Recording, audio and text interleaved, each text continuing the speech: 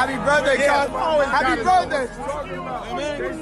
People know about this very public, long-standing feud that you've had with Sean Combs. So what brought you to this project? Well, was there anything that surprised you when you were watching the footage? No, that didn't surprise me at all. How did you go about getting the footage, and do you know the intent of the videographer? Why? When you're a reality star, you're so used to being able, you have a camera around you all the time, but when you have that kind of power and everything, I'm going to edit this. And do you think that hip-hop culture was on trial as much as Sean Combs was? Look, if I didn't say anything, you would interpret it as...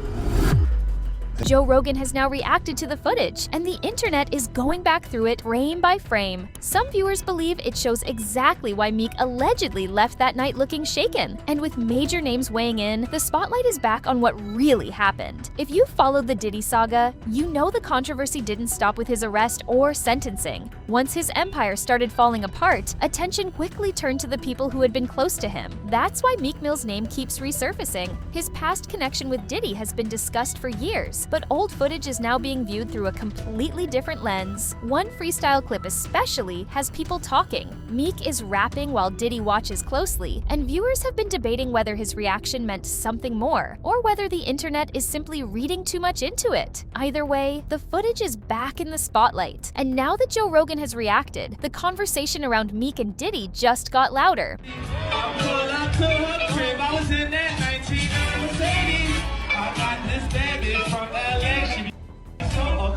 Now a fresh video is circulating online, and it's sending people straight back to those old stories. The timing is wild because 50 Cent and Joe Rogan have already reacted, putting even more attention on what's being claimed. According to the chatter, the footage carries the same atmosphere people noticed in those earlier private session stories, and that immediately brought back the audio Meek previously rejected. You remember that situation? Meek called the recording fake, blamed AI, and accused people online of using bots to push a narrative against him. He went on lengthy rants about being a voice from the streets and claimed powerful people wanted to silence him. But then the questions started piling up. Someone claiming to have been there said they recorded the audio themselves. Meek even offered $100,000 for information that could clear his name. Now this new footage has resurfaced, and suddenly, people are looking at that old audio differently, and the internet is connecting those dots fast.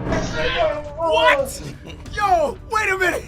Wait, ha! It was passed out. Yo, Diddy had that man in the room. Look, yes, I put my ear to the door and I brought the phone because Diddy started going in overdrive. I ain't know what the is going on, but I just heard balls slapping against cheeks. I heard struggling to take. I heard being like, yeah, daddy.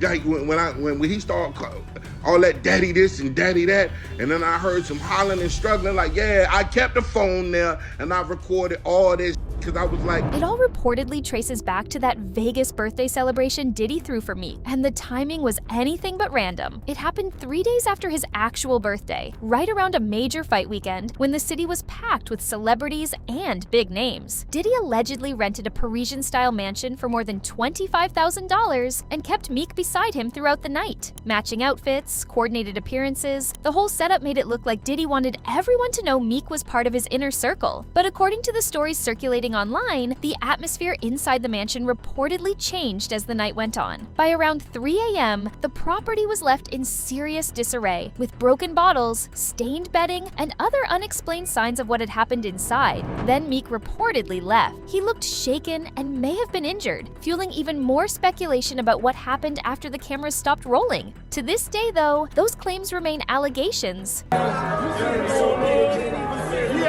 Happy birthday, cuz. Happy birthday. That's why people are now comparing this new leaked video to the same atmosphere described in the older stories. Meek initially pushed back hard against the old audio, calling the whole thing fake and rejecting the allegations. But as the conversation grew, his public comments became more complicated. He later acknowledged being around some of Diddy's controversial gatherings, while maintaining that he stayed away from anything he considered too extreme. That explanation only fueled more debate debate, because online, people rarely judge one clip on its own. They start digging through everything: old interviews, pictures, live streams, and moments between the two that once seemed completely harmless. Even jokes that nobody questioned back then are suddenly being replayed with a different perspective. One example people keep bringing up is Diddy calling Meek daddy on camera. At the time, it was brushed off as a joke. Now, with everything surrounding the story, viewers are looking at that moment very differently. Hey, what's up, King Son? Man, you doing it, man. You deserve it, daddy. You putting in that work. Proud of you. I love you. Yeah. And the questions only got louder. If the audio was fake, people wondered why Meek never pushed for a full investigation to settle it. That silence became even louder once Diddy's legal troubles exploded. As the case unfolded, people began distancing themselves, deleting old posts, and denying close ties. Meek was quick to draw that line, insisting he had never been involved in anything inappropriate and accusing blogs of twisting his name for clicks. He even embraced the no Diddy gang jokes, making his position clear. But by then, the internet had already started digging through his past connections with Diddy. Yo, Saw, what's up? Yeah, y'all already know how we playing out this. Let's real go. life. Real life. No Diddy gang, Meek Mill in real life. Don't ever disrespect me, you Talk heard? that Meek. Yeah, Meek. But then the story started changing again. Meek acknowledged seeing drugs and wild behavior around those gatherings, while insisting he stayed away from anything he considered inappropriate. In later lives and posts, his tone became more emotional. He spoke about being around private trips, exclusive gatherings, and situations he said he didn't fully understand at the time. He also talked about realizing later how complicated the power dynamics were, especially when you're young, building your career, and surrounded by people with enormous influence. At one point, Meek became visibly emotional on camera. For someone known for always projecting strength, that moment hit differently. It showed a side of him that viewers rarely see: exhausted, frustrated, and clearly affected by everything being discussed. I'm at a point in my life, like, we all grew up in the streets, and we try to be better, but they labeled us felons, sent us back to jail. I had to fight against that the whole time to gain my respect and be who I am today. No, it's Meek Millie though. Like I'm going out on Halloween trying to get lit. I'm in the roads I'm chilling, about to man. rap like, though. I'm about to rap. Oh, you a cop and you rap? Man, they tried to block me up and take me away from my kids for no reason. I'm about to rap, guys. Don't even trip. I'm about to rap. You don't even want to hear the rap. But no, I apologize for that. But No, tell the captain and them no. They did me dirty as shit, embarrassed me in front of the I'm whole sorry, club. it's not always for everybody though. Oh. Hey, why you trying to cover your hat now, though, man? We all seen it. You don't gotta. It's late. With police sometimes. Oh, but You don't gotta cover your head. no, You good? listen. Y'all, a lot of people don't like the cops, but we really do be saving people, okay? And it be other people calling on other people. If they get hit up, they gonna call 911 and they gonna jump in that cop car. They like the cops sometimes, man. They be alright. But we do our best to protect and serve. I don't know what they did to you that day. That wasn't me, but. Yeah, that was wicked though. They tried to take me away from my whole family, and I've been getting people like doing reform, trying to change laws. I ain't even want to go out that night from dumb like that. It's a Halloween Where was you party. at? You was at Harbor? Meek also hinted at experiences from those circles that he described as crossing serious boundaries. He didn't go into every detail, but the way he talked about those environments suggested there was much more happening behind closed doors than people realized. He appeared visibly emotional, like the tough exterior was finally starting to crack, and people haven't forgotten the questions raised about his closeness to Diddy years ago. His former partner had publicly questioned some of those dynamics, while other old livestream moments only added fuel to the speculation. Even that infamous clip of Diddy calling Meek daddy has been dragged back into the conversation. None of these clips prove the rumors being pushed online, but they've definitely reignited the debate about what really happens inside powerful entertainment circles and how much the public never gets to see. Do you think it's a lot of undercover brothers in the industry? Oh no, Queen. We don't know nothing about undercovers. Oh no. We don't know about that. Okay. Because I do. You said what? Oh, I said I do. Is Meek really still in your DMs? Absolutely. Now, when you say in the DMs, you say like hollering. He should. I don't see why. There's nothing wrong with that, though, right? All the men in here are saying I would. Yeah, I get it. No, if I was dating you before and it wasn't there, why not? I'd holler. Right. I get it. Okay, so that's a true. Now that's a true bar. That's a true bar. That's a true bar. Hey, what's up, King Son? Man, you doing it, man. You deserve it, Daddy. You putting in that work. Proud of you. I love you.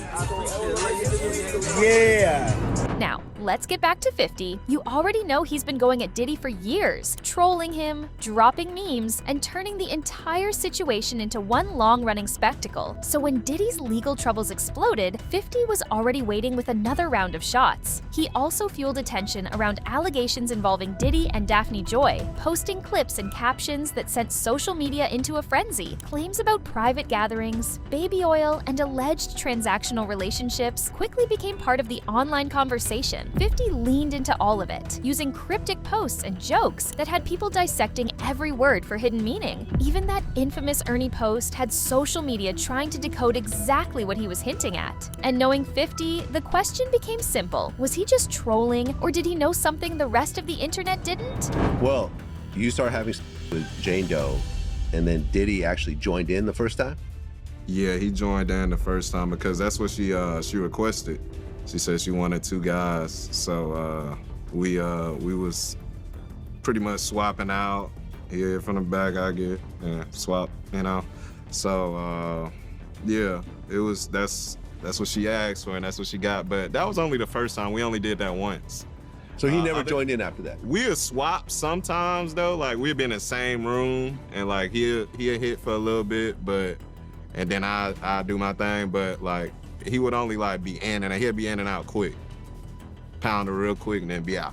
People know about this very public, long-standing feud that you've had with Sean Combs. So what brought you to this project? Well, was there anything that surprised you when you were watching the footage? No, that didn't surprise me at all. How did you go about getting the footage? And do you know the intent of the videographer? Why? When you're a reality star, you're so used to being able, you have a camera around you all the time, but when you have that kind of power and everything, I'm going to edit this. And do you think that hip-hop culture was on trial as much as Sean Combs was? Look, if I didn't say anything, you would interpret it as the hip-hop is fine with his behavior.